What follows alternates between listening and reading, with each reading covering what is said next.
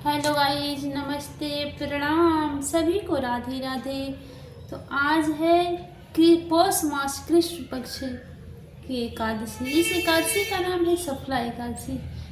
इस सफला एकादशी व्रत कथा को मैं आप सभी को सुनाऊंगी।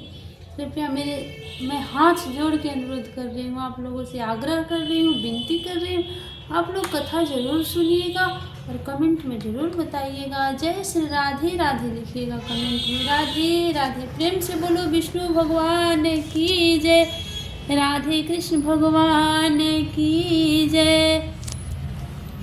अब मैं कथा को शुरू करती हूँ। भजन करो माँ।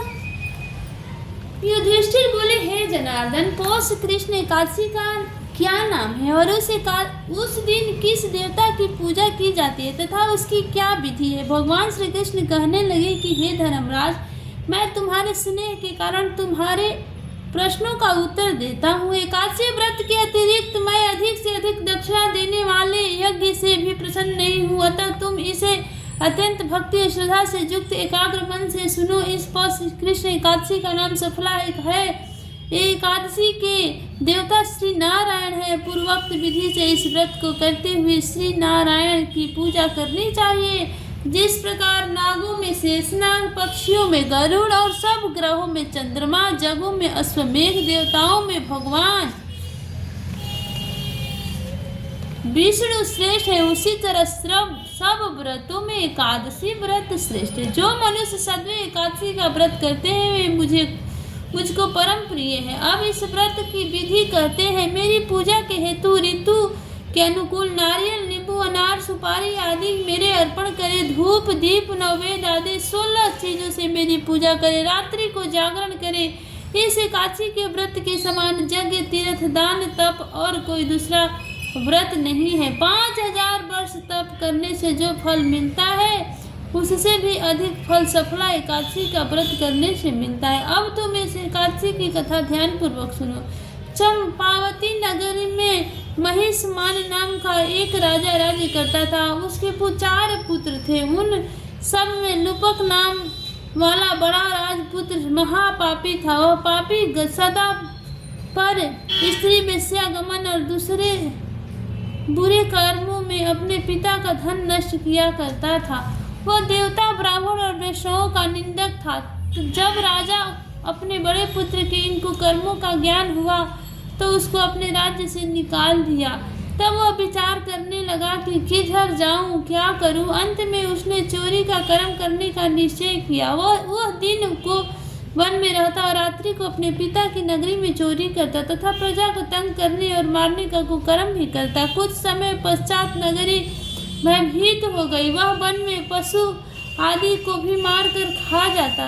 राज्य कर्मचारी तथा प्रजा जन उसको इन कुकर्मों के कारण पकड़कर भी राजा के डर के मारे छोड़ देते। उसी वन में कि एक अत्यंत प्राचीन समय का पीपल का वृक्ष था। लोग उसके भगवान की समान पूजा किया करते थे। उस वृक्ष के नीचे वह महापापी लुम्बक रहा करता था। इस वन को लोग देवताओं का क्रीड़ा स्थल मानते थे। कुछ समय के बाद पौष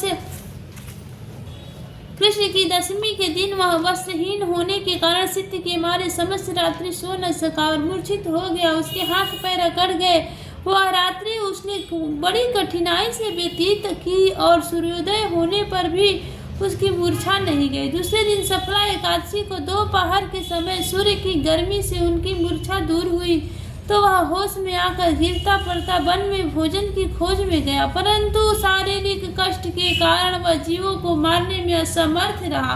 अतः वृक्षों से गिरे हुए फलों और बीन कर वह पीपल के वृक्ष के नीचे आया। उस समय तक सूर्य भगवान अस्त हो गए थे, अतः उसने उन फलों को पीपल के वृक्ष के नीचे लाकर रख दिया। रो कर कहने लगा कि हे भगवान, यह सब फल फूल आपके ही अर्पण है, आप ही इनसे तृप्त होइए। उस रात्रि को उसको दुख के मारे नींद भी नहीं आई। इस उपवास तथा जागरण से भगवान अत्यंत प्रसन्न हुए और उसके सब पाप नष्ट हो गए। दूसरे दिन प्रातः समय एक अति सुंदर घोड़ा अनेक सुंदर वस्तुओं से सजा उसके सामने आ खड़ा हो गया। उसी समय आकाशवाणी हुई, हे राजपुत्र, भगवान नारायण की कृपा से तेरे समस्त पाप नष्ट हो गए। अब तू अपने पिता के पास जाकर राज्य प्राप्ति कर। लुम्बक ने एक ऐसी आकाशवाणी सुनी तो अत्यंत प्रसन्न हुआ और हे भगवान आपकी जय हो ऐसा कहता हुआ सुंदर वस्त्रों को धारण कर अपने पिता के पास गया। उसने संपूर्ण कथा कह सुनाई और पिता ने उसको अपना राजभार सौंप कर वन का रास्ता लिया। इस एकादशी का इतना फलपूर्ण है कि देखिए, एक दिन राजा का जो पुत्र चोर था वो एक दिन गलती से उपवास रह गया था, तो उसका भगवान जी ने सारे पाप को नष्ट कर दिया। तो एकादशी व्रत का महात्म अनंत है, उसका कोई अंत नहीं है। कहते हैं कि सब व्रतों में उत्तम है एकादशी का व्रत, इसलिए उसे जरूर करना चाहिए।